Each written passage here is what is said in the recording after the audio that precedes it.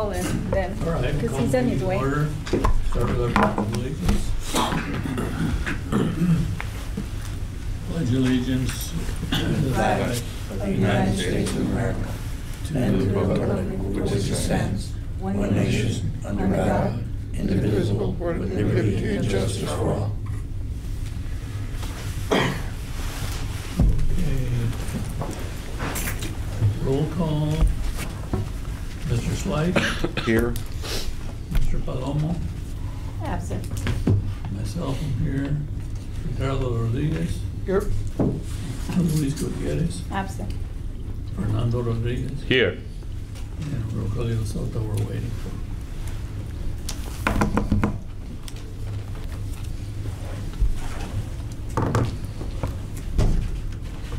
So, I'll put this here whenever you get a chance, sir. we have to wait for a quorum to approve the minutes, right? Yes, we have to come back. We can come back and approve the minutes once we get the quorum. So can we just go ahead and start with? We can start on the discussions. There's no public comments, nobody here for comment. Yeah. So we can start with discussion. Once to approve the minutes, we do. Thank you. Okay, go ahead. So, Turn it over to you for Okay. discussions. all right, good afternoon, everyone. Thank you for being here. Apologize for being late, coming from downtown and speaking of traders. Oh, my God. Just wanted to, I guess with the communications and announcements, then a little bit, I'll turn it over to Jeremiah and staff.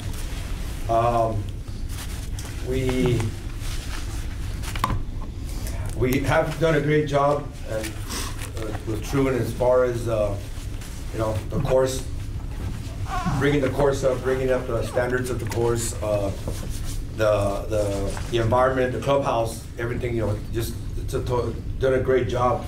We got nothing but good compliments from a lot of people. How much it's changed and how much the professionalism that are going on there. I don't think I've gotten one bad response, guys, since on our end. We went out there ourselves. We played. The course looks great. I want, you know, we got the city, and thanks to, I'm going to point out to Gloria, because Gloria's always in my ear about making sure that things get done. But for them to be successful, they have to have more cooperation. And for us, you know, and have to have support. on the support. Correct, exactly, sir. Have to have our support, and you know, they have 100% our support. We make sure that they're not missing anything. They don't, you know, whatever they need, we work hand in hand with them. And you know, and again, I keep looking over to Gloria because I'm running all over the place, but she's always the one that making sure the POs go in, making sure the codes go in, make sure the invoices go in. And I think I want to thank her personally. I don't think I've thanked her enough for helping out. The reason that it's behind the scenes stuff that doesn't get seen, right? For us to have a nice course. And with her help and everybody in our staff over here, that we want to put on the city's end to bring that course back to where it is and even better. Okay. I want to thank Gloria also on behalf of all the golfers in the community. Yep. Yeah. I'm going to go real quick. So Biggest asset. Yep. Before we used to send JJ emails and copy Gloria. Now we send emails to Gloria and copy JJ. Yeah. That's how things get done. That's how things get done. You found the recipe, man. That's the recipe. Somebody giving her golf lessons. Yeah. Yeah, because he's the one that as soon as I can walk into the office, and you know, by the time I get there, it's already halfway already done. You know, so that's the and that's the cooperation that we're working together with True and to making sure that we bring this. Thank you, sir. That we're making this course back up to where we want it to work. Okay, and I've heard nothing but good things since Jeremiah and True started. Yep. And you know, I know you all run La Cantera, Jeremiah. We do. True. I went up. My son played La Cantera a couple of weeks ago. He left a watch there. So I got off with him because we were there this past weekend. And you walk up there, it's just like if you're walking up to the max. You know, the service. You know, it's you know what, this looks exactly the same service that we're getting running in La Cantera. So you know, and everybody wearing their shirt. Everybody, you know, you can identify who the workers were and all that. So that was a good sign, you know, we're there as well. But we can offer that customer service as well. So Great. Yes, sir. So I just want, on the city of your side, I just want to make you all aware of what's going on that, okay? Tell me anything I need. No, sir. You covered it all. Okay. All right, I'll pass it over now to Jeremiah on the machinery equipment, and then the staff reports on the green and what's going on there, so Yeah. that way we can get to the point. So the golf committee binders that we provide, if you want to go ahead and go to those and go to the tab in June, what we've done.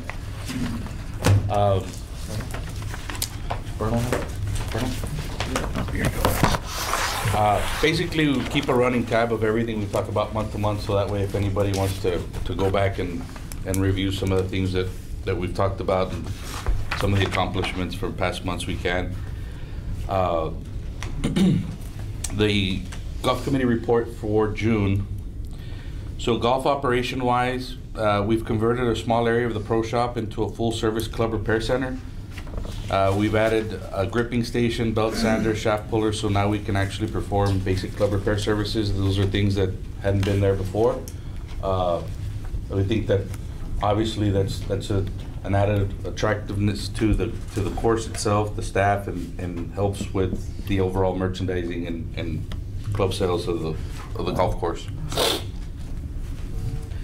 Golf tournament system software, we registered with Golf Genius tournament software, and we're working towards golf cart integration. Basically, before there was a golf tournament software system that was in place, but A, it wasn't utilized, and B, it had the subscription had expired for X amount of years. Now, basically, when you set up a golf tournament with a click of a button, you're able to send all that information instantaneously to the golf carts. So when people get there for the golf tournament, their name's there, the hole's there.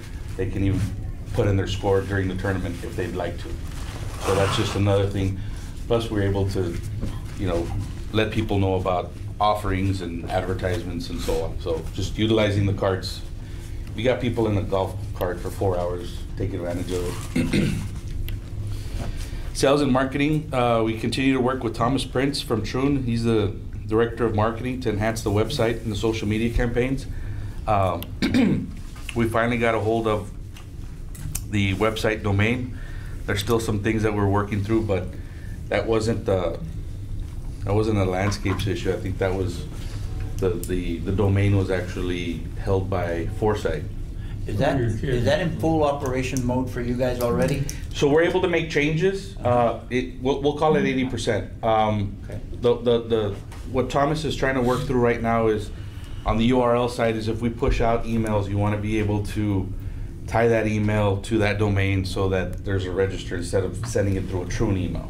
But are we taking it away from Troon's domain? We already got it. I mean, from yeah, it's Foresight. From Foresight. yeah, it's the cities, as you know, that we want to be good stewards of city property.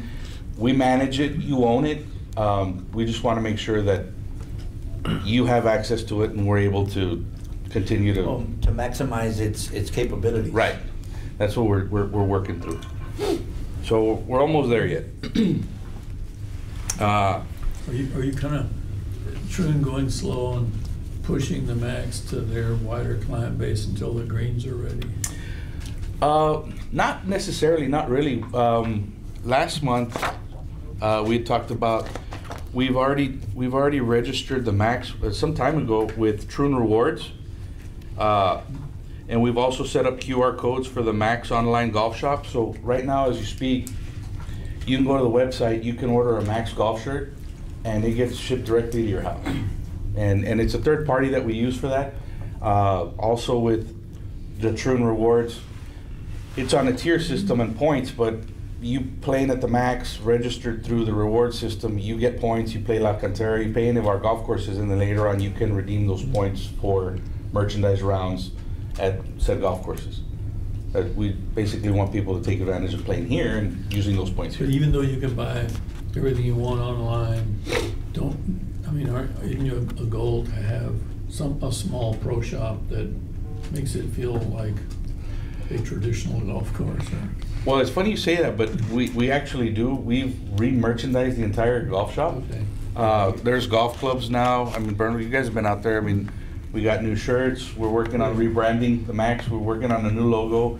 Not taking away the max part of it, but I think it's going to be a little bit. It's going to be a lot more appealing to people. Kind of a rebranding, if you would, with new greens. Is what we're working towards. Good. So. Excuse me, how do you They've got get, a nice how do you setup get already it, there. how do you get into that? What the email to get into her, or the app to get into the rewards and stuff like that? So you just go to Or True not- so I wanna buy a Rewards. shirt, I'll do it online for, where do I go?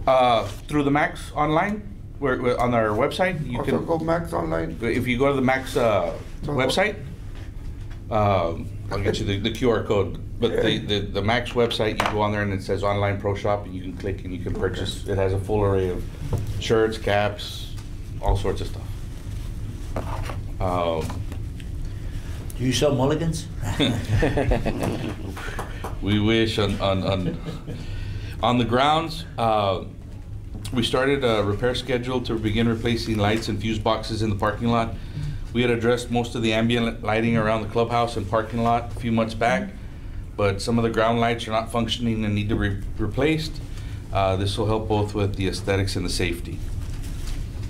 From the food and beverage take, right now upstairs from the ballroom, we're taking a full inventory of all the assets.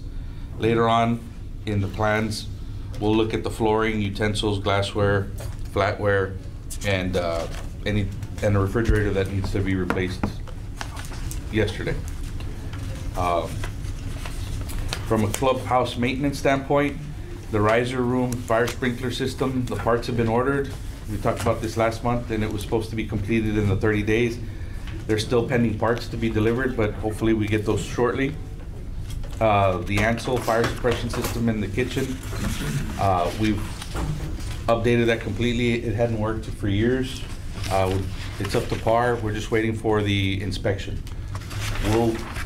What we want to do is when we have the fire department come out, we want the inspection. Let's just do it all. We'll do the fires, we'll do the kitchen, we'll do everything in one shot. But the elevators, everything else is back up to code. Okay. From a golf course maintenance operation, last month the staff had presented pricing and a financing schedule from John Deere and Toro for the equipment needed to maintain the course. Just again, reminder, the lead time for the machinery is about 10 months from the date of order. So I guess we can talk about that here after the summary. On the greens, the original timeline had the project starting week of May 27th, and we anticipated the work to be done in 6 weeks, wrapping up the week of July 10th. We're happy to say that we are ahead of schedule, and we will wrap up the dirt work the week of June 17th, and we hope to begin sprigging the greens the week of June 20th. We'll actually close the golf course that Thursday and Friday of next week. Now, again, this is if something happens, if there's a hiccup in supply chains, but right now it's scheduled, it's on the books for the 20th. This puts us 3 weeks ahead of schedule, and we'll continue to let people know that, you know, we hope to be back online the first week of October. Will it be sooner? Most probably, but let's Under promise, over the. exactly. Let's Something else we've done is the new putting green in the back. So yeah, some of you that have been out there, if you walk into the golf shop or the pro shop, and you go to the back, you know that we have that really nice covered patio area. We painted all the patio furniture and so on. We built a small putting green back there. Nice. So we'll sprig that, and I think that'll be a really nice amenity. People go in there, hang out in the afternoons. You know, they want to get a cold drink, putt around. So we're excited.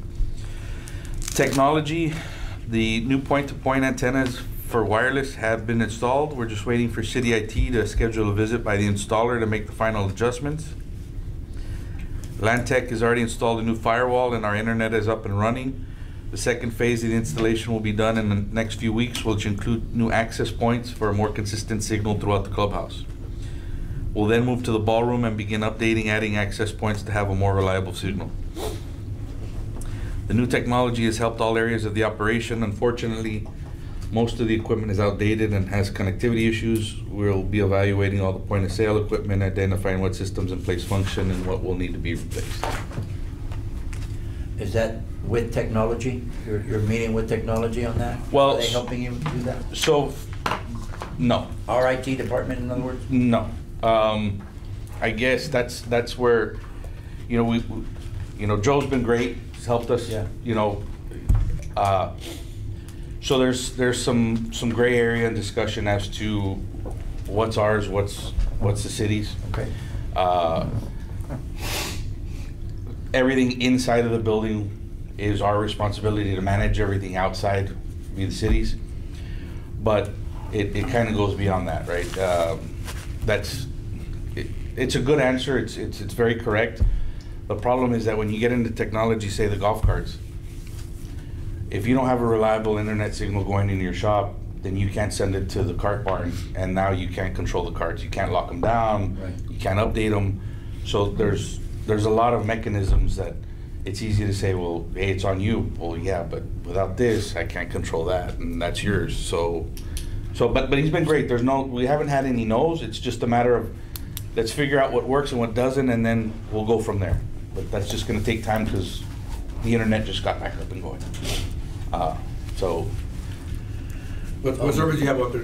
You go through, is it AT&T, or what do y'all have? No. So background on that is we rely on the internet system or the internet from the Pito Valle fire station because we do a wireless point-to-point.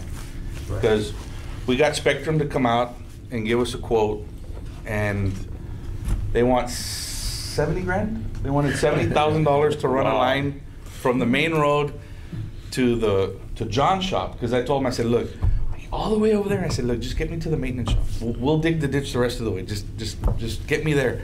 They're like, yeah, we'll do it for 70 grand. I'm like, Bet you would. I said, I bet you would. I'd do it for 70 grand too. How are you getting it from the fire station? So what we have is it's a wireless. It kind of looks like it's like a donut, if you would. And there's there's a tower at the Max and there's a tower at the fire station. So they have line of sight. Line of sight. And it's strong signal? It is. So a lot of the internal issues in the clubhouse we fixed. We were running at 4 meg per second, which typically you want to run at above 40. Well, yeah, because everything's wireless. Because back when the golf course was built, you didn't have any hardwire. That goes back to our telephones. That was gonna be one of the questions. We'll get to that later. Go ahead and finish with it. So with that said, your point of sale system, well, it's got to talk and charge out the credit cards. So if you don't have internet, it doesn't batch out. You don't get paid.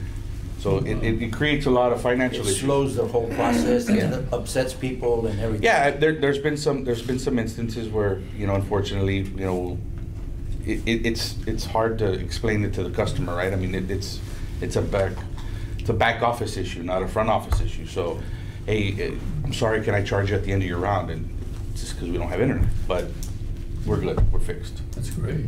Yeah. On the telephone line, It hadn't been working for a while, just to update everybody. yeah, we'll just say it the way it is, right? You had everybody was using cellular phones, but we noticed that there was a hard wire going into the golf shop or into the clubhouse, and we tracked it down with AT&T. It hadn't worked for 3 years. And they've been billing you? Well, of course, yeah, they've been billing us, but the wire was split at the road. So they came out, they fixed it, and now the 2000 number works. Okay. So you're wired on the phone? Yeah. So Oh, now we good. now we don't have to worry about whether or not we get Telcel signal because you're so close that it's a flip of a coin whether or not you're going to get connected to an AT&T antenna or you're going to get connected to a Telcel antenna. So now we have constant communication with the outside. And then other than that, last month, I know Mr. Rods had mentioned, and I apologize for the small print, but what we did was we put together what we like to call a 10-year plan for the Max. So we did year 1, year 2, year 3, 5, 7, and 10. And basically we just kind of put everything in there on some of the things that you're gonna expect to see over the next 3, 4, 5, 6 years. You know, for instance, year 1, we got golf carts, the golf course maintenance equipment that was needed to be purchased, beverage carts, greens renovation. You own the carts or you leased them? The carts are on a lease. To be owned by the city? Yeah. No, not the carts, right? The equipment. Yeah. So I the apologize for that, I was incorrect. so year 2, which is the year that we find ourselves going towards, right? Because the fiscal year runs 23, 24, 24, 25. We've got the maintenance equipment in there. Again, we wanted to make sure that we just want to facilitate the purchasing, but the city would own the equipment. That we don't believe in. They call it a dollar buyout or what? It's a dollar buyout. So basically, you lease to own the equipment. I think we put it on, we quoted a 60-year month term. And at the end of the lease, you buy out the equipment for $1. That's the maintenance equipment. Mm-hmm. And who owns the carts? Is that a lease or is that a? That is a lease. That we inherited that. But moving forward, you'd probably want to, Updated. yeah, you probably want to maybe move away from that just because you can appreciate this from a financing standpoint. At the end of the lifespan of those carts, say at year 4, if you start the process of ordering your new carts, then you may be able to push them in for another 8, 10, 12 months. And that gives you a year of just no payments and pure profit. And then you start the cycle all over again. So and then you own the carts after that. Can you sell the used carts? Yes, you just trade them in for whatever they want to give you for them. Usually it's between $1,000 to $1,200, $1,500 4, bucks. 5, 6 years, they've got all the juice squeezed out of them. Yeah, so golf carts are interesting. That they run. It's kind of like the car warranty, if you would. You know, that 4-year, 50,000 mile kind of thing. They do it by hours on the batteries. So you'll have 4 years or X amount of hours on those batteries. Calculating 15,000 rounds, your warranty is gonna run out because of the years, not because of the rounds. Jeremiah, the problem on asking a question on those batteries, everything's going to lithium now, which is an 8 to 10 year, amount of time, which is, Can be. well, that's what they're projected to be. Yeah, but You know. like in Laredo and where I came from, Death Valley, with the amount of heat and. The lithium won't last that long? They won't. I mean, technology's getting better. No, I agree. A few years back, the price of technology hadn't quite met yet. I mean, you were gonna spend about $2,000 more per golf cart for a lithium battery cart versus a regular acid-based or nickel battery. What about converting to gasoline carts? You can. I mean, there's some places that don't have access to. But now with solar, I mean, again, there's so I'm much just to look looking at. at a way to lower. No, I'm with you. And hence the 10-year plan. I think 3 years into this deal, you start looking at it, and then you see, okay, do we have any repairs or maintenance on the barn? Do you go to solar? And Well, the reason I bring it up, I go play McAllen at which is Palmview, where now champion, and they got those carts are going to fall apart, but they're still gasoline, but they still use them. they're bulletproof. No kidding. I mean, but- the engines but on they those look little, like I mean, that- they're lawnmower. they- You got a spark plug? But they look like antiques, but the they still use gasoline them. storage, then you're gonna need hazmat and all that. But they're like antiques, but they still use them, and they're making money out of it. You know, it's funny. We did a study a while back, and you look at, again, the volatility of the price of the fuel. So if you look at the consumption, if everything's constant, Right. if you have access to electricity, you're able to store the golf carts indoors. If all those variables are consistent, and you just basically look at how much it costs you to charge a cart versus how much it's going to cost you to run, your maintenance on the cart, no, is through the roof. I mean, years back when we did it, it was 25, 35 cents Right. versus 8 to 12 cents on the electric side of it. Well, I convert that because my son and I bought two golf carts, brand new ones last year. He's got a gasoline, I got the lithium battery. I see him go through I think I've got the best deal. Oh yeah, because you've got to change the oil, He got to take oil. filter, Get a you tune got the up. gas. I mean, once you start adding those maintenance costs, now when you're, again, 10 years ago, you know, like the golf course that the Palmilla Beach that was out there on Port Aransas, Port Aransas. you know, their first round of carts, I mean, they were gas. I mean, hey, well, we got to get structure out there. There are certain things that push you towards gas, but right now the way things are, I think it costs you more. Throw something in the air. Would it be feasible to throw, when you get the golf cart, instead of send them back to whatever, lease them and sell them to regular golfers and maintain them there at the golf course with a fee? You could, in models. Because you get more money out of it instead of just trading them back in. Well, your money, the revenue you're going to generate from there is not going to necessarily be from the sale of the vehicle. Right. It's going to be from the trail fees you're going to charge. And the maintenance. Yeah. So hey, oh, you want a private cart? Yeah. Well, the cart's $2,000, but oh, you want to use your cart on the golf course? Well, I'm going to charge you $1,000 a year. That's where you're making your money. That's what I'm talking about. Yeah. And then we're gonna have to build a facility to store. Because you get more money out of them, trade them in, you know, like everybody else. You buy a car, you can trade it, no trade in. What do you do with your own car? You sell it on the side because you're gonna get more money out of it. Yeah, That's what I'm talking about. Most places, you know, best practice is you want to pass that value on to the customer. So if the traded value was say $1,500, you tell everybody, hey, you want a golf? It's $1,500. I'm not gonna upcharge you. This is what they're giving me for it. You give me the trade in, and I'll let you have it. Yeah, then. But again, that's. Well, anyway, I just throw it in the hat.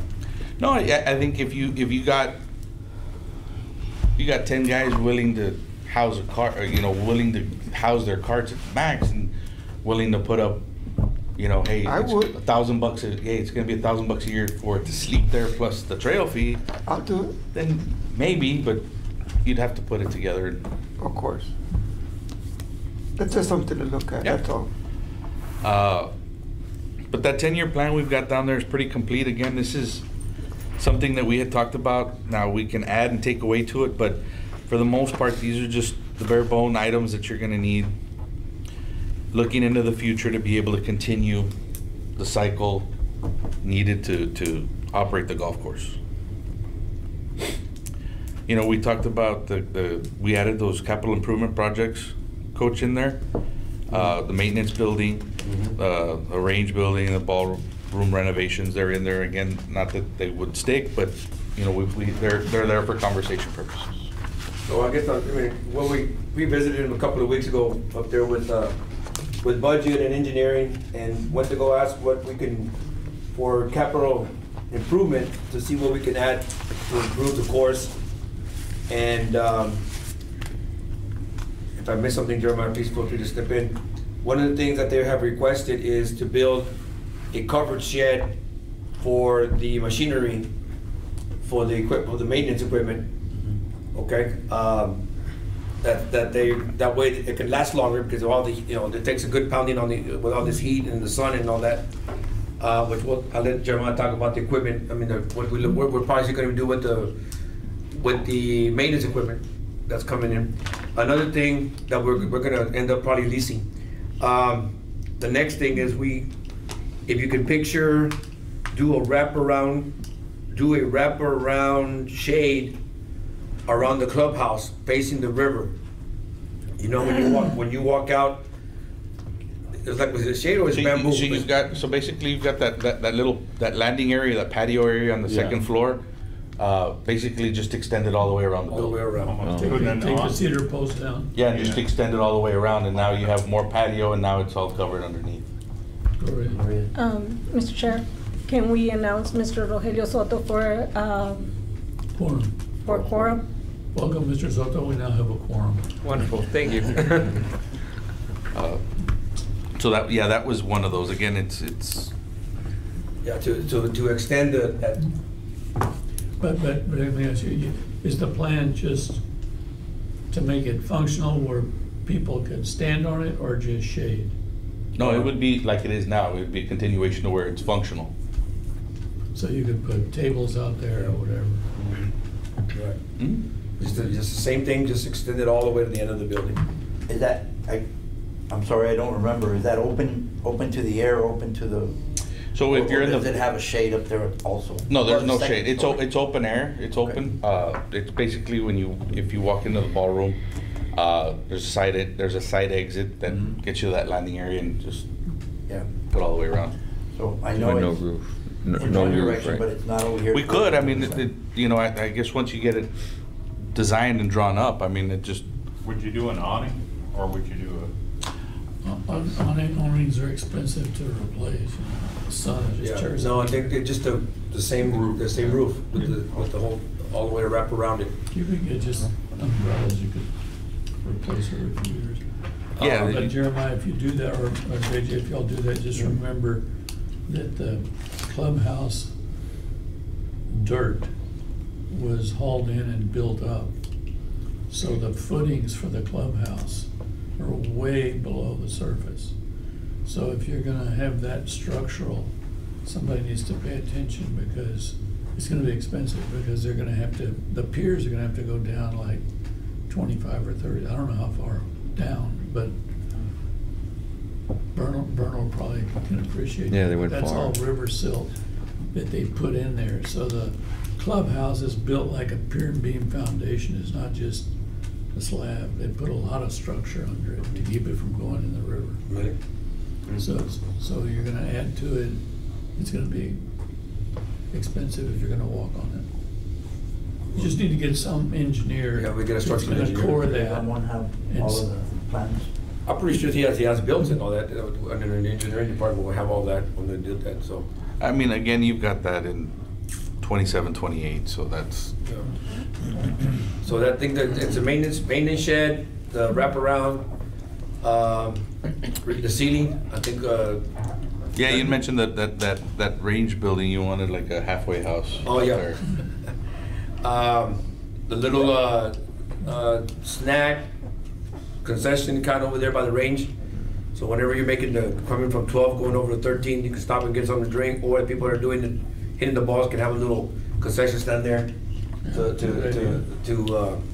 be a good starter shack? It'll be great. Yeah, on that, since, you know, the footprint that you'd use, I mean, you wouldn't really increase a whole lot of cost. I mean, you could make it functional where it's two-sided, to where on the range side of it, you actually make a indoor hitting bay where, you know, you could give golf lessons and golf club fittings, and then on the cart path side of it, it's got its sliding window where you could sell drinks and so on. So,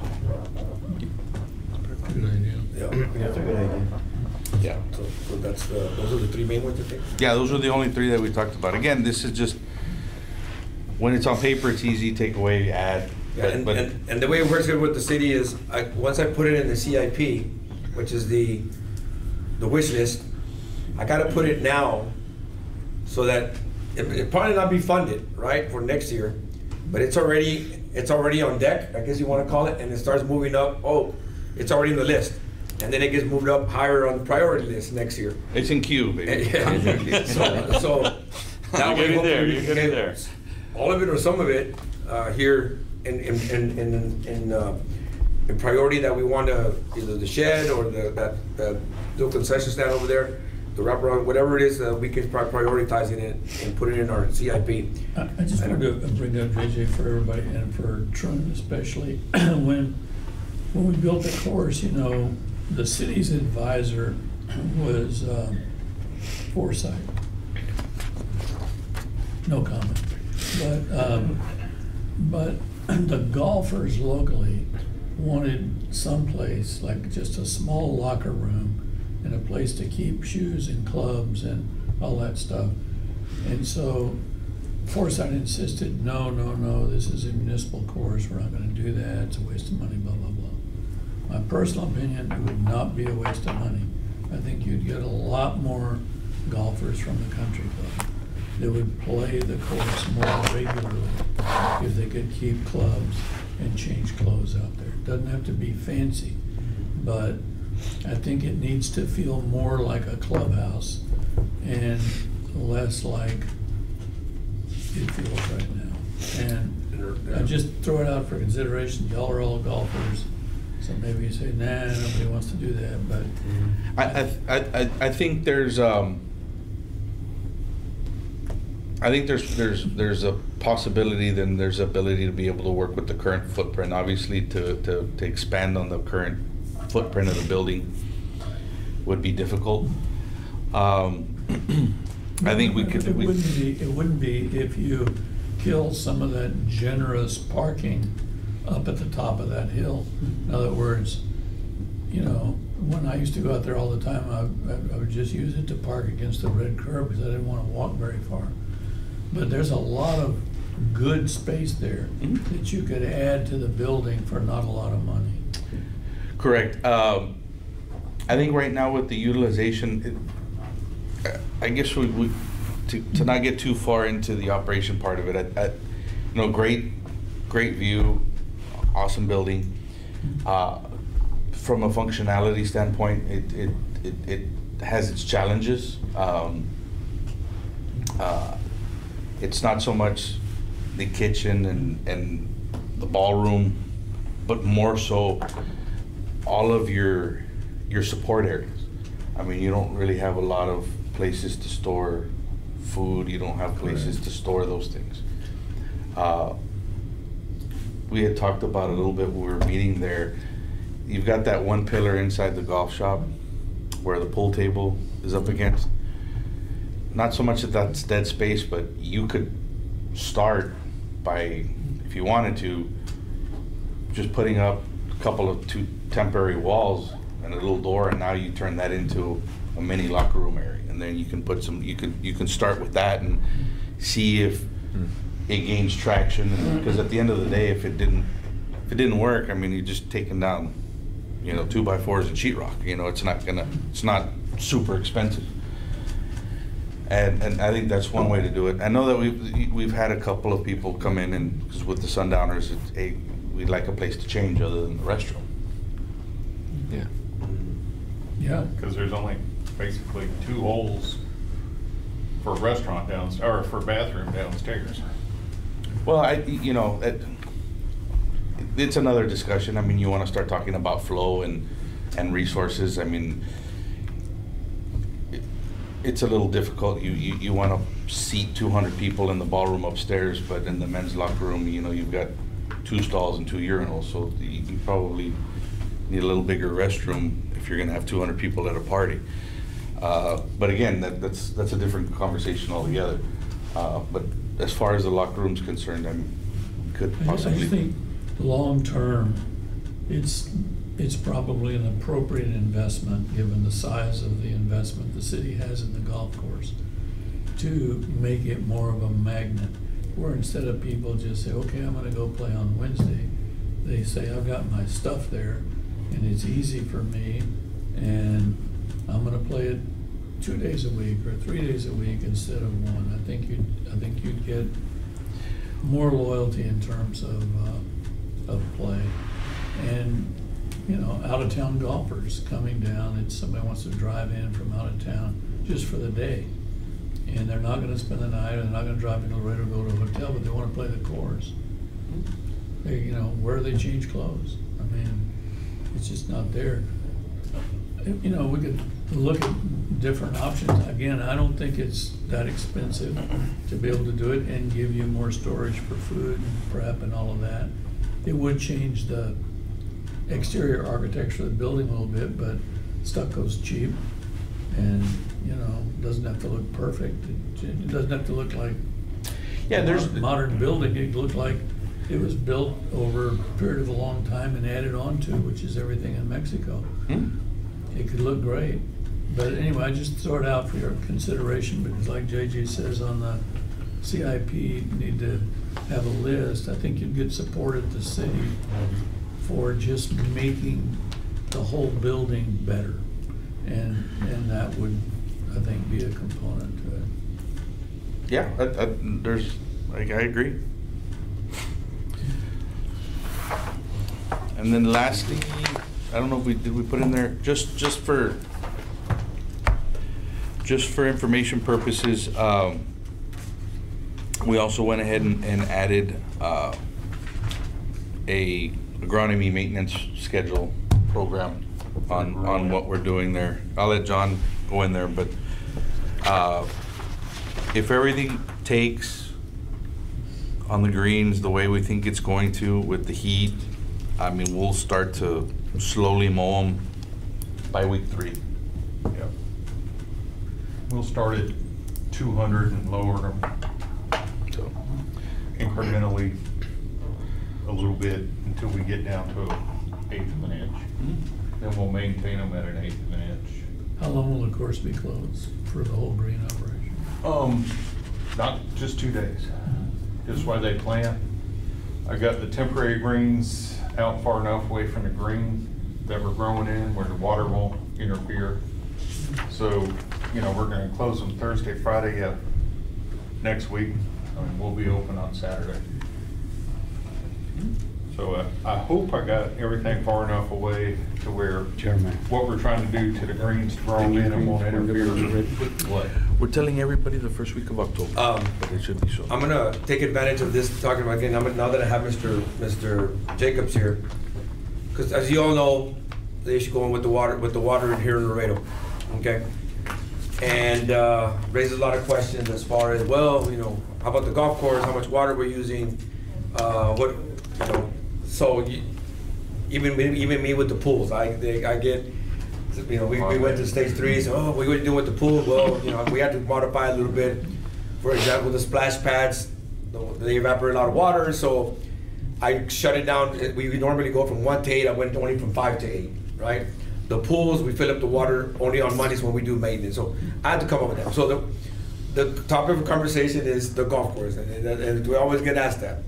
So, Mr. Jacob, can you kind of share with the committee the water resource that we have there? You know, since you're familiar when it all started from the get-go. I'm happy to talk to the city council about it. So we did anticipate this, that there would be drought periods. So when Tomas Rodriguez was running things, we went to A&M, we were building the golf course, and A&M said, well, Laredo, we looked at the weather, you need 325 acre feet a year, that's plenty. Tomas said, nope, I want 500 acre feet. I said, well, A&M says even in a drought, we'd only need like 250. He said, no, they're wrong. So in a big drought, we gave the city 500 acre feet of water, but it's a complicated gift deed, and it has a reversionary right in it, so we get the water back. Under 2 circumstances, we can ask for the water back. When the city has enough water, because you didn't have any Class A water rights for irrigating the golf course when we did the golf course. So we gave you the 500 acre feet for 30 years. It comes back to us at the end of 30 years automatically. But if you had enough Class A water, I can say, you don't need my water anymore, and I'd like it back. I haven't done that. And you do have enough water, because before the last drought, Tomas went out and bought 1,250 acre feet of Class A irrigation water, and the city still has that. So, you know, the way it works with the water master, you have to pump the water to maintain your allocation. You don't lose the water right if it's Class A rights. They're very valuable. But you do lose the right to put a straw in the river and take the water out if you never pump it. They give it to the valley. See, so that's why we've got this agreement with the golf course that I haven't reviewed with you in a while, but we had all kinds of trouble with previous managers of the golf course. So you have to pump our water almost completely once every other year, or we lose the water right. So the year that you don't need to use our water, you can use your own water and maintain those rights. Now, maybe the city has a strong enough relationship with the water master that they don't care. But with all other farms up and down the river, if you don't use it, they're gonna give it to McAllen and to Harlingen, everybody else. Even though you still have the right, you have to wait for the lake to fill up for them to renew your allocation. Once you lose it, Once you lose it. And we did that. I made a mistake on there's two family farms. One is Mandel, the other is Alexander. And I made a mistake and was pumping all the water from the Mandel allocation for like 5 years. And then the lake went down. And so they cut us back. So I said, well, I haven't used the Alexander water, I'll use that. She said, no, you haven't used it in 5 years. You don't have any water. They just cut it off. So the answer to the city is, it's not the city's water, it's the family's water out of my mother-in-law and my wife and her sister's generosity to give a lot to the city to build a golf course. So even though it's certainly understandable that the city wants to be a good steward of water, you're not using city water. You own it because we gave it to you in the contract, but you didn't buy it, and it comes back to us. So that's why you have to maintain it. In other words, I don't want to lose the allocation in year 30, where they look back and say, oh, wow, the city hadn't pumped your water in 10 years. It's effectively no good. Was worth millions of dollars. So we do have to be careful about that. I don't know what I haven't followed it. They haven't cut us back much on growing crops. I suspect that they will. In the last drought, they cut the city, well, let's see, they cut our water down to about 30 or 35%. In other words, say 35% of 500 acres is all they would let us pump. And that's when they were building that 16-inch water line, and they needed to, it wasn't looped, and they needed to flush it. And that's why I let them lay a water line through Mandel property to the lake. So every other week, Tomas would flush the whole water system for the city, pumping the dirty water, if you will, into the golf course, into the lake. That's what that line was for. And I don't know if they've looped it or not. Maybe, I'm not positive. It was just a line that dead-ended at the fire station. I think that was the end of the line at the fire training facility. And then it went back around to Piñitas and looped back in somewhere else. I don't know what they've done to it in the meantime, but if they start cutting your allocation, you do have farming water. Last time I looked, it was a lot, 1,250 acre feet. So between our water, you have almost 2,000 acre feet. You know, if they cut you in half, you couldn't pump that much water. So they could cut you way back and still maintain the golf course. So the city might say, well, no, we want that 1,250 acres for municipal water. When you convert it from ag water to municipal water, you lose a lot of water. They don't give you a one-for-one conversion. So you don't want to do that. You want to keep that as ag water for parks, for whatever you need it for within the city. I'm sure the waterworks knows all the ups and downs on that, but is that what you wanted to hear? Yeah, because I mean, there's different sources of water in there that we can tap into. That's basically what I want. Is that correct? Yeah, you're not taking any water from Del Mar or Santo Niño or anywhere. That's not in the water system. None of that water goes into the city system. It can't, because it's designated by TCEQ. But the water is coming from the river. Is that coming from the river? It doesn't go into the municipal system. So regardless of the stage restrictions imposed by the city, it doesn't affect the course. Exactly. You're affected by the water master in Eagle Pass. Exactly. Mr. Jacobs, just so I can understand and put them in the minutes, that's agricultural water rights. Say again? Agriculture water rights? Yeah, they're that's called what. There's two classes of water rights designated by the state, TCEQ. They control it all in Austin. Class A and Class B. I think Vernal has Class B rights. And we had Class A rights, which are called riparian rights. and they're perpetual. They can't really be taken away from you through anything, you know. But you have to use it or you lose the allocation, meaning you still own the water. But if you never pump it, they're gonna give your allocation to somebody else. Yep. So you do wanna maintain the city's ag water, agricultural water. And ours, you're obligated in our gift deed to maintain it and not cause us to lose it. It's your water, but you gotta give it back to us. I guess you wouldn't have to technically use the same water rights back, but it's just, you know, it's And that's through the Mandel family. the Mandel family, right.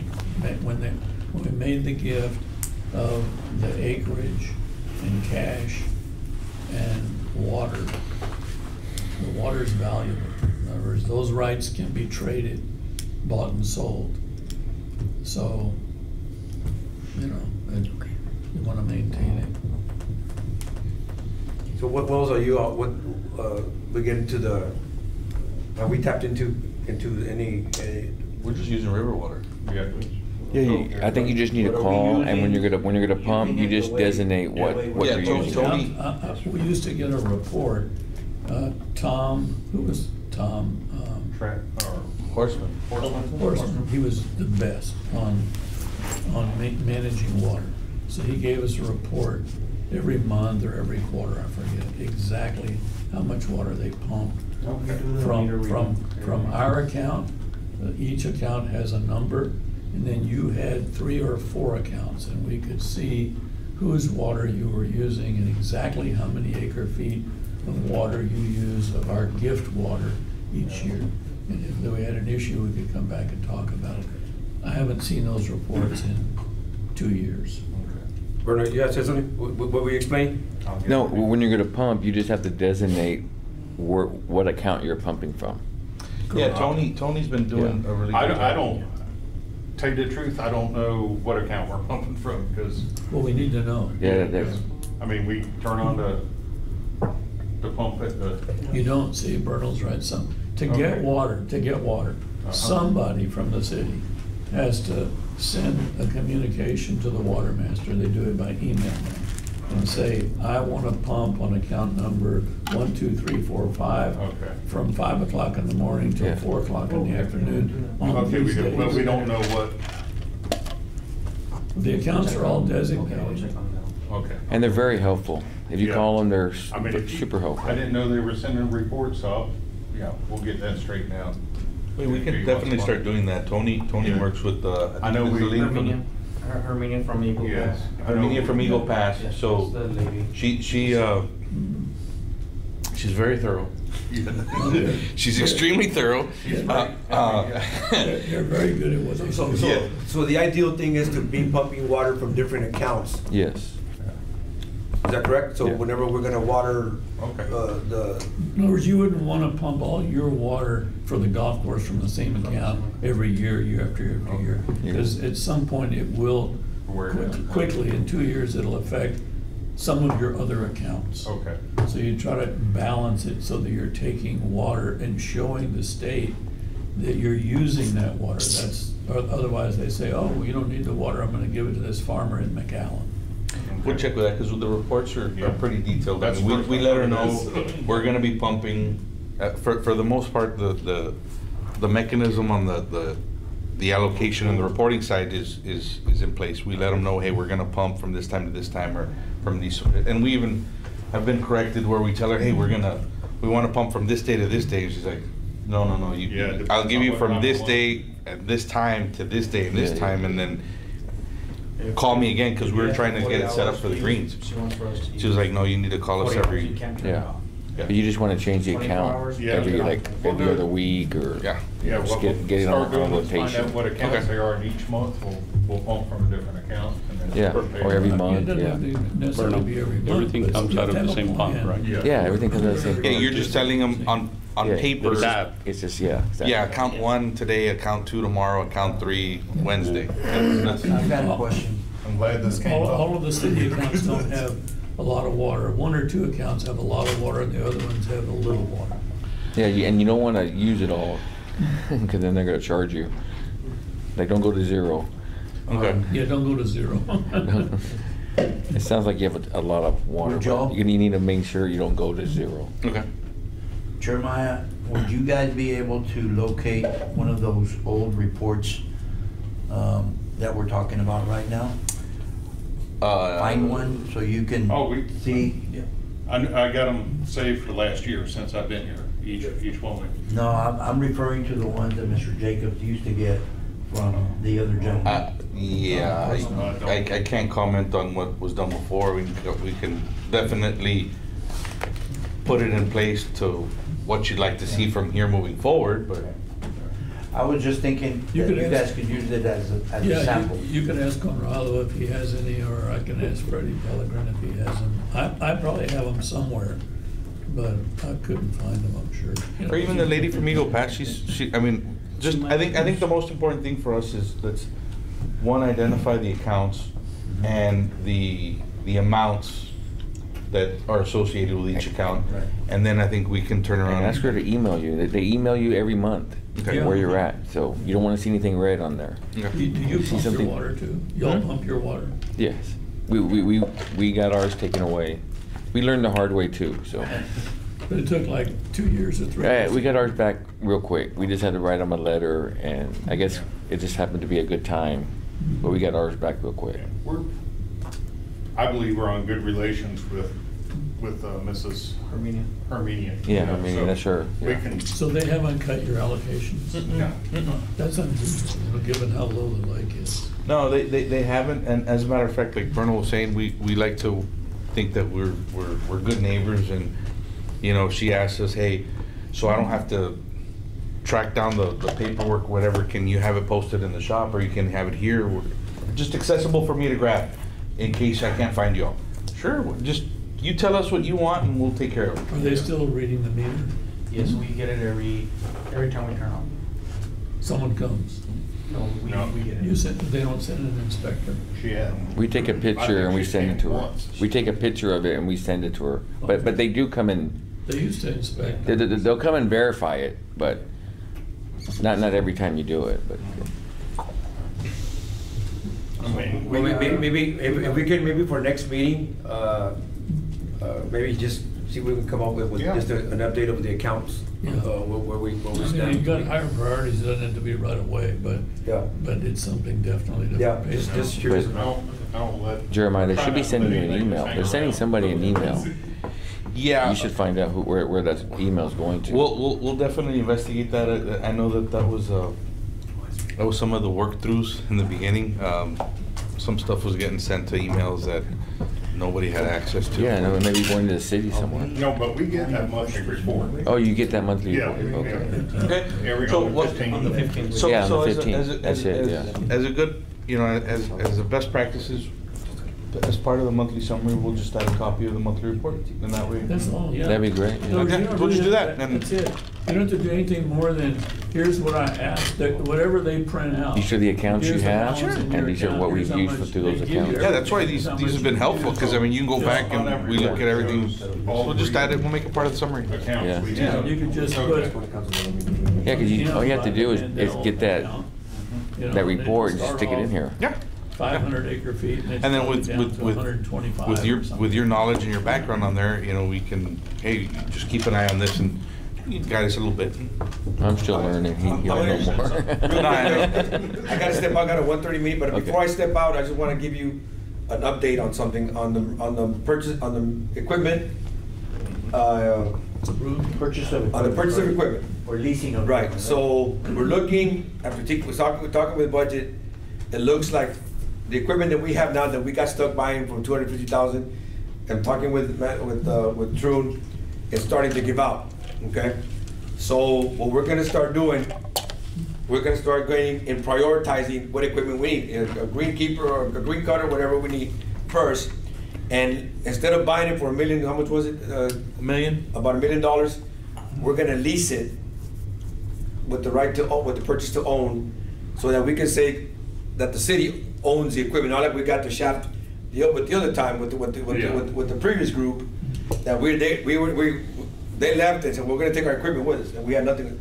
So the majority of the time, the municipalities own equipment, but we don't own equipment. So it looks like we're gonna be paying about $19,000 a month. Is that about right? Yeah, that's what we put together. Yeah, about $19,000 a month to lease the equipment to maintain the course. Is that all the equipment that we need? Is that everything? Yeah, there's no wish on that list. Yeah, Okay. You got everything on the list is prioritized. I mean, it's priority. Right. So Coach, has this already been, obviously it hasn't been taken into council? No, it hasn't been taken into account. No, but And is there a date that it is gonna be? yeah, so that's gonna be taken to council when we go to the budget. When we go to the budget in August, that's gonna be in the budget that we're gonna be now presenting to For this new fiscal budget? for the next fiscal year.